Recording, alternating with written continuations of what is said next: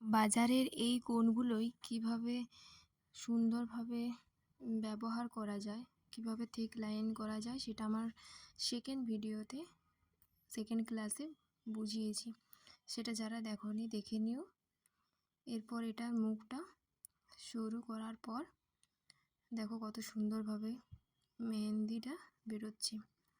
আবারও একটা জিনিস খেয়াল করবে তোমরা, যারা এই বাজার থেকে কেনা কোণগুলো ব্যবহারের জন্য প্র্যাকটিসের জন্য ব্যবহার করবে, তারা প্রথমে কিছুটা মেহেন্দি বার করে নেবে। যেমন দেখো এখন কিছুটা হাওয়া বেরিয়েও গেছে, এই যে তার জন্য মেহেন্দিটা আমার কোনটা ধরতে সুবিধা হচ্ছে, ওই জন্য লাইনগুলো আগের তুলনায় এখন ভালো হচ্ছে।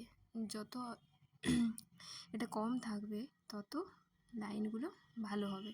তো তোমরা প্রথমে যেরকম আমি মেহেন্দিটি কীরকমভাবে ধরেছিলাম, যেরকম আমরা পেন লেখার সময় যেমন পেন ধরি সেরকমভাবে ধরেছিলাম, কারণ কোনো উপায় ছিল না। তো সেটা একটা প্রবলেম, কিন্তু সেটা আমি তোমাদেরকে দেখাবার জন্য ওরকমভাবে ইউজ করেছিলাম। তো তোমরা যদি প্র্যাকটিসের আগে কিছুটা মেহেন্দি বার করে নাও, তারপর যদি প্র্যাকটিস করো তাহলে সেক্ষেত্রে ভালো হবে। আর তাছাড়া যদি তোমরা এই কোণ দিয়ে ব্রাইডাল মেহেন্দি শেখার পর লাগাতে চাও, তাহলে কিছুটা মেহেন্দি প্রথমে বার করে নেবে, তারপর ইউজ করবে, দেখবে বেটার রেজাল্ট পাবে। এই যে এখানে একটু গেল, সব সময় যে ঠিকঠাকভাবে বেরোবে সেটার কোনো মানে নেই, এটা হতেই পারে। তো সেটা এভাবে ক্লিন করে তারপর লাইনটাকে আবার ঠিকঠাকভাবে ড্র করতে হবে। এরকমভাবে মাঝে মাঝে বেশি বেরোবে কম বেরোবে ওটা ক্লিন করতে হবে, আর বারবার মেহেন্দির মুখটা ক্লিন করতে হবে, তাহলে বেটার রেজাল্ট পাবে। এরকমভাবে বিভিন্ন দিকে মেহেন্দিটা প্র্যাকটিস করতে হবে, লেফট রাইট হিসাবে যার যেটা সুবিধা। লেফট হ্যান্ডেড রাইট হ্যান্ডেড মানুষ থাকে, তাহলে যার যেটা সুবিধা হবে সেই অনুসারে প্র্যাকটিস করবে। প্র্যাকটিসের কাছেই সব কিছু। এখানে আরও একটা কথা বলে রাখি, যদি ডিরেক্টলিভাবে কেউ যদি মেহেন্দিটা এরকমভাবে প্র্যাকটিস না করতে পারো, তাহলে প্রথমে পেন দিয়ে ড্র করে নেবে, তারপর তার উপরে মেহেন্দিটা প্র্যাকটিস করবে, এটা করলেও চলবে। আবার এরকম বিভিন্ন ট্রিক্স আছে যেগুলো আমি পরে পরে বলবো, সেক্ষেত্রে কষ্টটা অনেকটাই কম হবে, অথচ ডিজাইনগুলো একদম ক্লিনভাবে তোমরা আঁকতে পারবে। তো এই স্পাইরাল ডিজাইনটাও খুব বেশি প্র্যাকটিস করতে হবে। এটার একটা ট্রিক্স আছে যেটা খুব সুন্দর ট্রিক্স, সেটা আমি পরে বলবো। তো ওই স্পাইরাল ডিজাইনটা দিয়ে অনেক কিছু করা যাবে। এবার যে ডিজাইনটা আমি করছি, এটা প্রত্যেকটা ডিজাইনে, যে কোনো মেহেন্দিতেই এই ডিজাইন থাকবেই থাকবে। বর্ডারটা ড্র করার জন্য বা যে কোনো ডিজাইনটাকে একটু বেশি ভালো দেখাবার জন্য, বিশেষ করে বর্ডারের ক্ষেত্রে আমরা এটাকে কাজে লাগাই।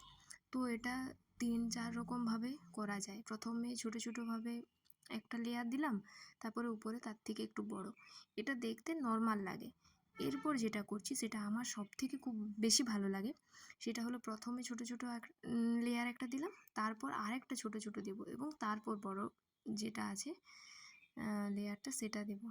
এটা খুবই সুন্দর একটা ডিজাইন, এটা অনেক ভালোভাবে প্র্যাকটিস করতে হবে, কারণ এটা প্রত্যেকটা মেহেন্দিতেই এটা দেওয়া যায়, অনেক সবাই দেয়।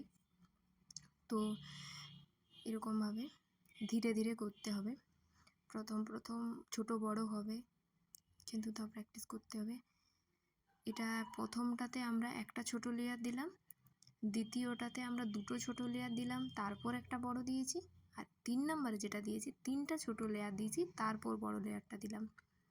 এরপরে লাইনটাকে একটু যদি বোল্ড করা যায়, তো লাইনটার উপরে আরেকবার মেহেন্দিটা দিতে হবে, তাতে দেখতে এইচডি লুকস আছে, লুকসের মতো লাগে, এইচডির মতো খুব সুন্দর লাগে। দেখো ডিজাইনটা কতটা পার্থক্য, দেখো নিচেরটা দেখো আর 3 নম্বরেরটা দেখো, 2 নম্বরেরটা দেখো কত সুন্দর লাগছে। তাহলে বর্ডারটা সবসময় বোল্ড করবে। দুটো নিয়ম আছে, সেকেন্ডটা একটা নিয়ম, আর এই 3 নাম্বার যেটা করছি এটা আরেকটা নিয়ম। প্রথমে উপরটা ড্র করে তারপর সেটাকে ভরাট করা, আর উপরটা একদম ফাঁকা রাখা। 3 রকমই আমি দেখালাম। এটা মোস্ট ইউজেবল একটা ডিজাইন, যেটা প্রত্যেক জায়গায় ব্যবহার করা হয়।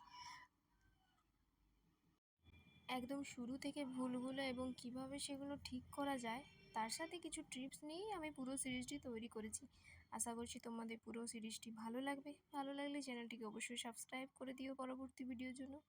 এবং যদি কোনো কিছু বুঝতে অসুবিধা হয় তাহলে অবশ্যই আমাকে মেসেজে বলতে পারো, চেষ্টা করবো সেগুলোকে সমাধান করার। Thank you.